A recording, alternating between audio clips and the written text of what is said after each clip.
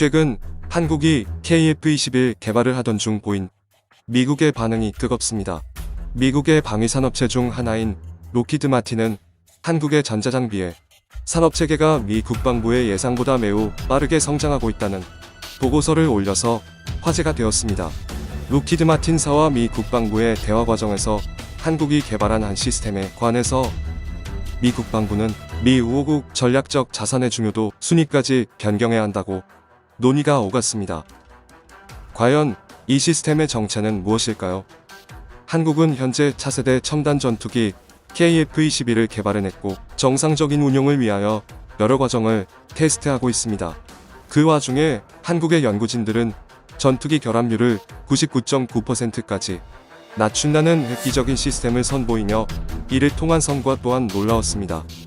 이 시스템은 아까 전에 언급하였듯이 한국형 에이사 레이더와 함께 록히드 마틴이 한국을 보고 놀라워했던 시스템 중 하나입니다. 이는 미국이 한국의 KF-21 개발에 앞서 한국이 전투기 개발을 위해 기술 이전을 요구하였으나 미국 측이 거부했던 기술 중 하나라고 합니다. 그래서 우리나라의 연구진들은 독자적인 개발을 위해 포기하지 않고 야근도 마다하지 않고 고된 노력 끝에 결국 완성했다고 알려졌습니다. 이는 바로 최근에 떠오르는 딥러닝 기술과 IoT 기술을 탑재한 생산 공정의 전과정 스마트화로 사람의 눈으로 검사하고 기계는 오로지 컨베이어 벨트로 부품들을 옮기기만 하였던 과거 공장 시스템에서 사람의 눈보다 정밀하고 심층만 기술로 배우면 배울수록 똑똑해지는 딥러닝 기술을 이용하여 생산할수록 똑똑해지는 기술을 한국에서 처음 선보였습니다. 이러한 기술을 도입하기까지 미국과 일본, 러시아에 많은 눈초리를 받아왔습니다. 그 이유는 현재 스마트화를 통한 부품 생산은 점점 많아지고 있더라도 최첨단 장비의 스마트화는 매우 극소수 나라, 그 중에서도 극소수의 회사들만 독점하고 있었던 게 현실이라 공유가 거의 불가능한 기술이었습니다. 하지만 우리나라 연구진들은 부품 결함의 최대 90%까지 검출하여 해결하는 시스템을 개발해내어 한국 우주산업이 국산 첨단 전투기 KF-21 복합제 자동 섬유적층 장비의 최신 스마트 기술을 접목하였습니다.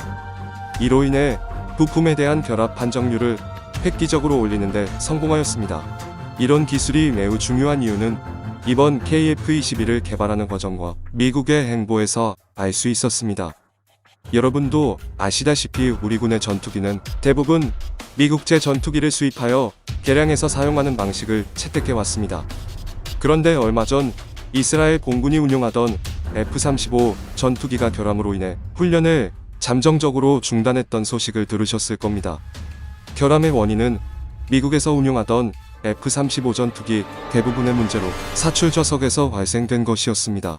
하지만 이로 인해 F-35를 도입했던 국가들은 미국의 정비사들이 자국으로 와서 점검을 해주기 전까지는 손 놓고 그저 바라만 보면서 훈련을 연기하는 방법밖에 없었습니다. 이는 놀랍게도 15년도와 11년도에 비슷한 문제로 이슈가 있었지만 미국 측은 자신들은 아무런 잘못이 없으며 앞으로는 문제가 없을 거라고 장담하였습니다.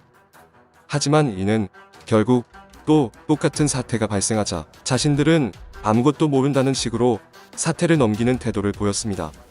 이런 태도는 국제적으로 신뢰를 잃어버리는 행위이며 신뢰를 잃은 회사 또는 국가는 21세기 글로벌 시대에서 도태될 수밖에 없습니다. 하지만 한국은 생산 공정의 스마트화로 인해 주변국들과 잠재적인 한국산 군사장비를 수입할 의향이 있는 국가들로부터 인정을 받고 있습니다. 이번 폴란드와 유럽 국가들 또한 한국의 우수한 장비에 반한 점도 있지만 최고의 IT 국가라는 이미지와 한국은 AS와 최첨단 스마트 기술에서 아주 우수하며 삼성의 이미지 덕분에 생산의 전 과정의 스마트화가 매우 뛰어나다고 이미 널리 알려진 상태입니다. 그 덕분에 미국은 점차 성장하는 한국을 의식하고 있습니다. 사실상 냉전 시기를 거쳐 세계 최강 대국이라는 타이틀을 가진 미국의 최근 행보가 점점 나빠지고 있습니다. 또한 값도 너무나도 비싼 미국 장비를 새로운 세계경제대 공황과 생각보다 길어진 전염병 사태로 인해 모든 나라가 자국민조차 먹여 살리기 힘든 상태입니다. 하지만 설상가상으로 현재 신냉전 체제가 다시 생길 조짐이 나타나며 여러 나라들은 다시 한번 국방력 강화를 고려해야 할 상태가 되었습니다. 한국은 매우 어려웠던 시기를 딛고 일어나 이제 세계 군사력 중 10손가락 안에 꼽히는 선진국이 되어가고 있습니다. 한국은 이제 아시아의 상류 국가가 아닌 전 세계의 흐름 중 중요한 거대한 톱니바퀴가 되었습니다. 감정적인 외교보다는 냉철하고 세계의 분쟁이 있을 시 확실하게 우리나라의 장비들을 수출하여 경제 부흥기를 이끌어내는 자세가 필요합니다. 다행히 우리 한국은 생각보다 더욱 뛰어난 외교 전략을 펼치고 있는 상태입니다. 제가 준비한 소식은 여기까지입니다. 주 3에서 4회 여러분들에게 도움이 될 만한 새로운 영상들이 업로드됩니다. 구독을 눌러주시면 새로운 소식들을 빠르게 받아보실 수 있습니다. 좋아요도 눌러주시면 많은 사람들에게 소식이 공유될 수 있습니다.